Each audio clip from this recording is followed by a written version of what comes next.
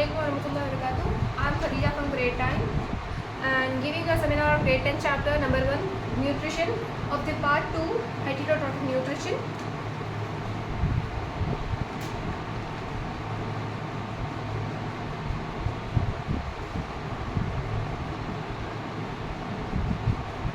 Nutrition. Okay.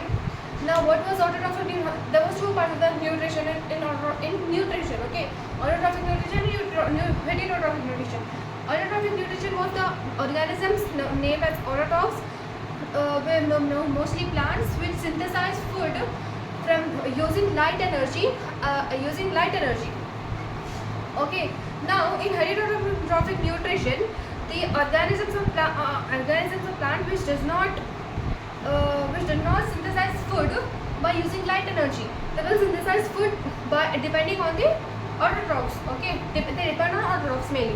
Okay, now this heterotrophic nutrition depends on the organisms of the cell, like single cell organism, multicellular organisms. Okay, now this single cell organisms, like what can I give example as amoeba. Let's take amoeba. What actually happens in amoeba is like when it finds its food, so it will start making like temporary finger-like projections around the surface of the food. Okay, now those large temporary fingers are known as pseudopodia. Okay, through its pseudopodia, it will surround around the food. After surrounding, it will engulf inside it and forms a vacuole. Okay, now that vacuole is broken inside its body from complex molecules to simpler ones. Okay, in this way it will get the energy. In this way it will get the nutrition. In the single cell organisms, in multicellular organisms, if I see the organisms, the cells itself, like I'll take the example of paramecium. What happens in paramecium? Like paramecium will have other organelle in its body. So using it will be having a hair-like structures around it named as cilia. Okay. So firstly, whenever it finds a food, so it will make a spot to make the food enter into it. So through that spot, the food starts entering into it. Okay. After getting entered, the food is broken down into simpler molecules from complex molecules through the other organelle present in the cell. Okay. Now after using the food nutrients, minerals, it will remove its waste products through one of the parts named as through one of its parts of the organelle. Okay. Now the food ingested inside it through the cilia is known as cytosol. Okay. In paramecium, food ingested through cytosol. Okay. Now this one is multicellular organism. If I see in plants, like mainly there is a parasitic nutrition in Cuscuta. An example of Cuscuta. Cuscuta is a plant mainly named as dodder. It comes from the morning glory family. Okay. So mainly this Cuscuta, what does it do is it does not prepare its food through the process of photosynthesis because it does not have chlorophyll inside it. So what does it do? Instead of making the food, it does not have chlorophyll. So it depends on other plants. So wherever the seed germinates from it inside the soil, so slowly those strips like structures will come out of its body, and slowly wherever it's find the plants, it will surround its bark, the vascular tissues of the plant. It will surround the string through its string-like structure named as haustoria. Its string-like structure are named as haustoria. So through its haustoria, it will surround all over the plant, whatever is present around it. So it starts growing, and after surrounding around the host plant, it will try to take the nutrition from its vascular bundles, which will contain xylem and phloem. Okay, it will absorb the water from the xylem, and it will take the nutrients from the phloem. Nothing but food. It will take the food from the phylum. Okay, in this way the host plant dies, it will kill the host plants and it gets increase, like it will increase. Okay, now what is host cell here? Host cell, host plant. Okay, host plant is the one who contains chlorophyll, and it will prepare the food on its own by using light energy, and it will make its own food and it will eat by itself. Now this cuscuta will depend on it for taking nutrition. Okay, now nutrition in human beings. Mainly what happens in human being is, but first the food is taken to, and food is cut by our teeth, and it is crushed, and it will be mixed with the enzymes secreted by our sebaceous glands. Okay, now the sebaceous glands secretion of saliva will having three pairs. Okay, it will having three pairs of glands. Okay, named as salivary glands. Okay, it will contain, then it will produce or contains an enzyme called pepsin, called amylase. Sorry, not pepsin, amylase. Okay, it will, now these amylase enzymes will be helping the helping the breakdown of complex molecules to the simpler ones.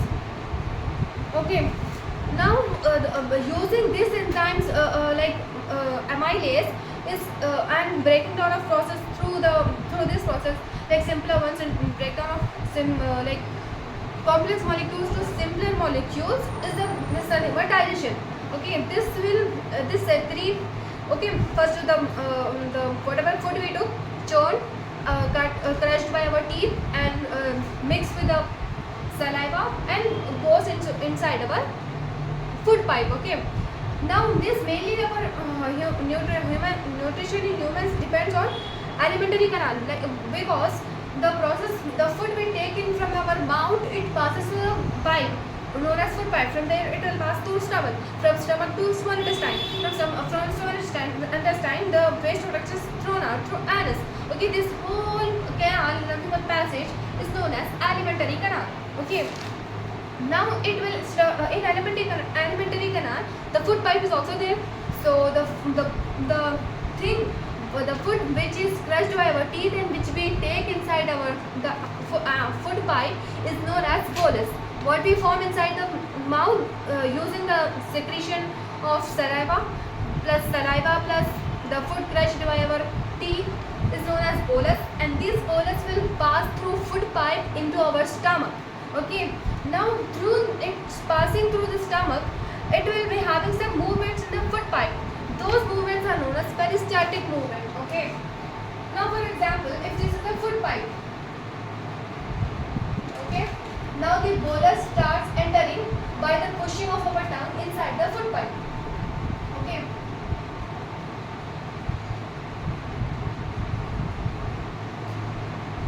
here is the bolus, and then next after this stage will come. After this stage will come.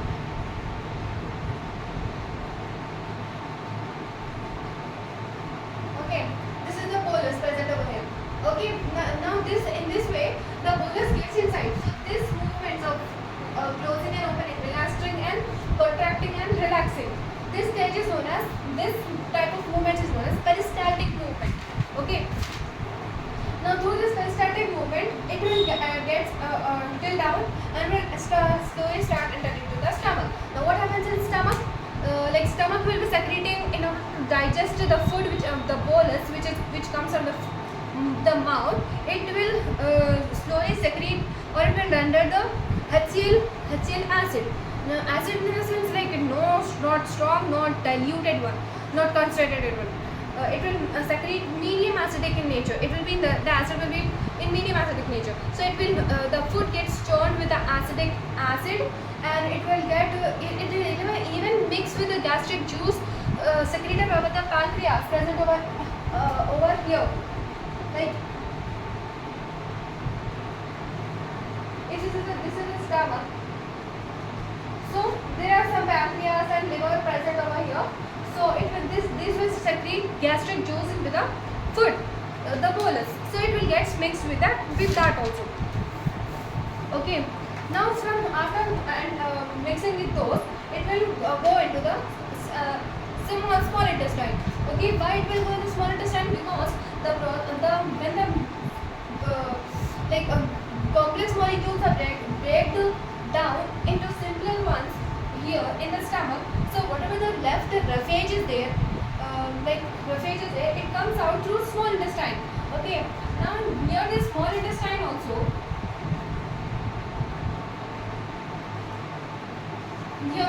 here there are some sphincters. Okay.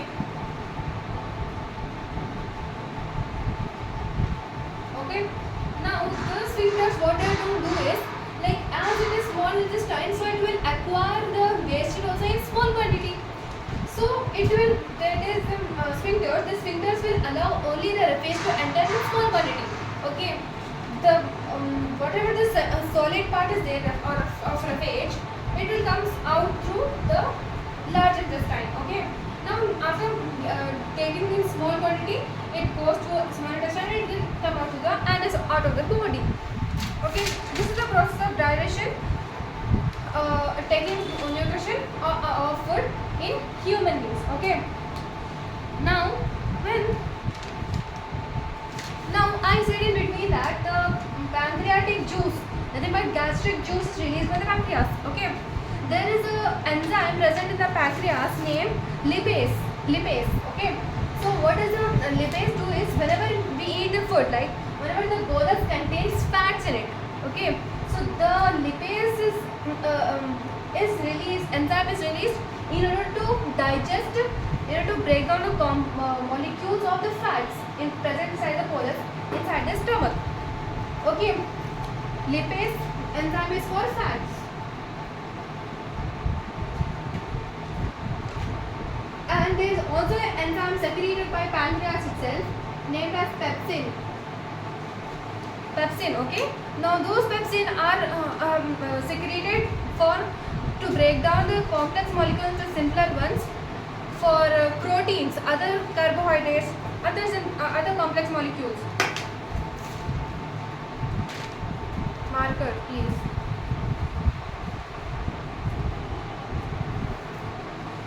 Okay. Now, how does this lipase will break down the fats?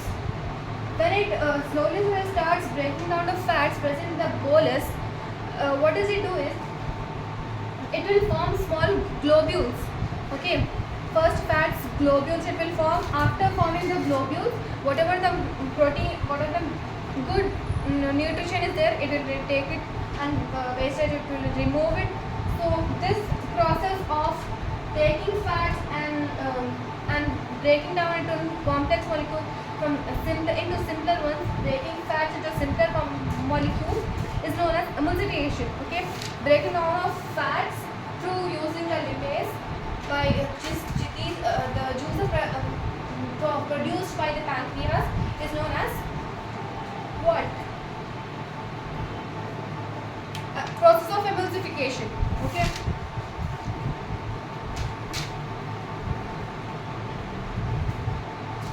Okay. Now these sphincters with this place is known as duodenum. No, this place no. The proximal part of this small intestine taking this semi-solid form of food in small quantity. So this proximal part is known as duodenum. Okay.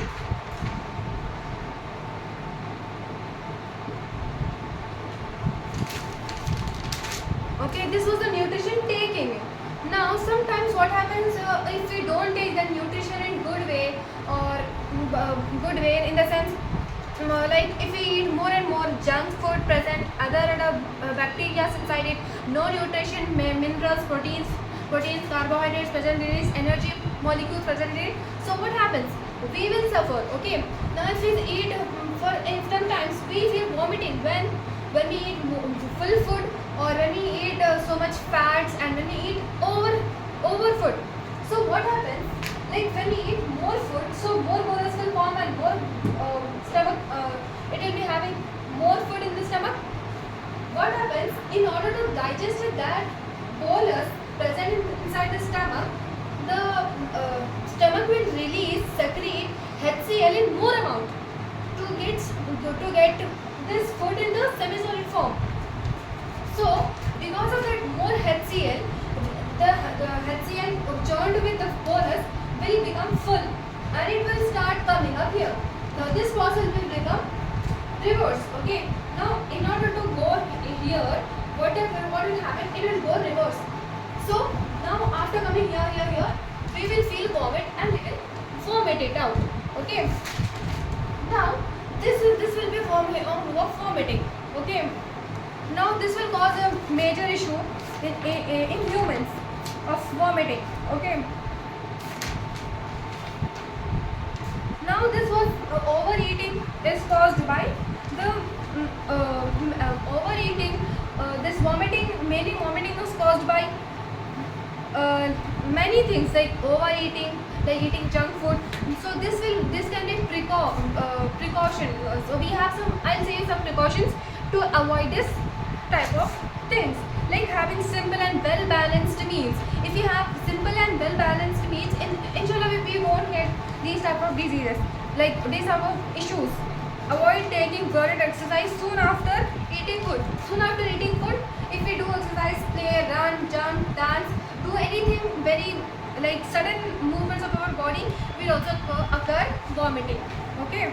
Drinking on adequate quantity of water. Intake of fiber-rich food to avoid constipation. Okay, what's constipation here? Nothing but the issues which will occur in the indigestion process in our body. Okay. Now, diseases due to malnutrition. Like whatever the nutrition, if we take, if it is not proper adequate in amount, like if we don't take proper protein, proper carbohydrates, proper energy food to in order to get the nutrition for our, to get the energy in our body, it also causes to the diseases. Okay. Now those diseases are, like for example, protein malnutrition, calorie malnutrition, protein calorie malnutrition. Okay, malnutrition can be categorized into 3 types. What are those? Protein malnutrition. I'll write it. Malnutrition types. Protein malnutrition, calorie malnutrition, protein plus calorie.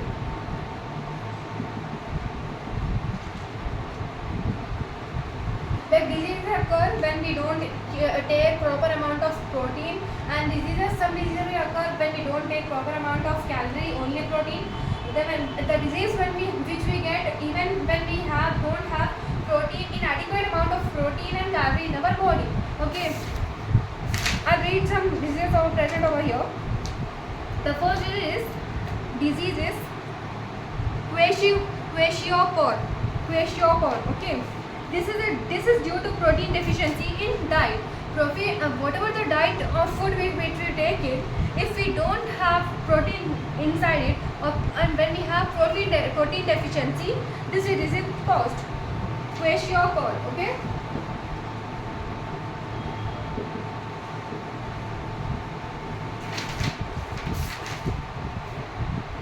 And due to this disease, most of the body parts of our body becomes swollen, and due to accumulation of water, the very intercellular spaces, okay, and swollen, and because of this, because of drinking water also, during this disease, the intercellular space gets swollen inside our body, gets filled with water.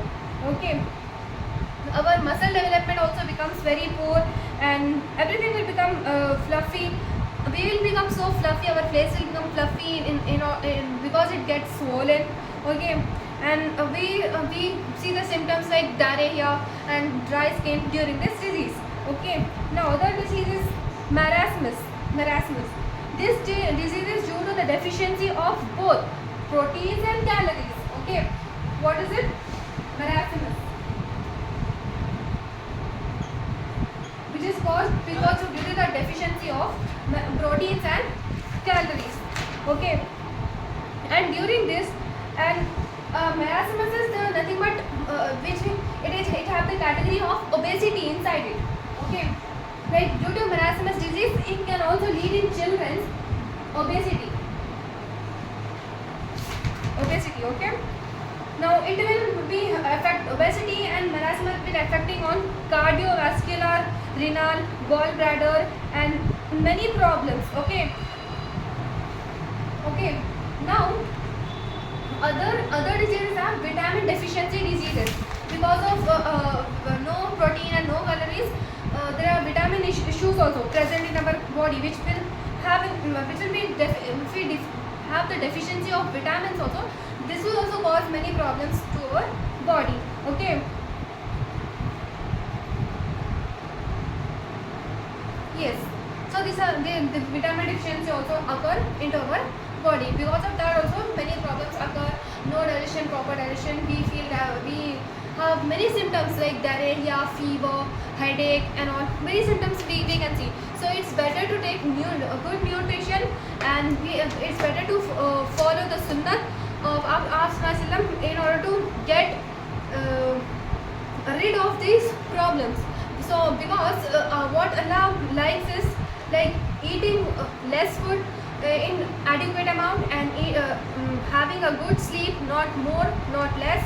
And yes, Allah like this. So when we follow on this, even we can get better health and better nutrition. Better nutrition. Okay. Thank you. Jazakallah khaira. I'll have this end this seminar. I have to end this seminar.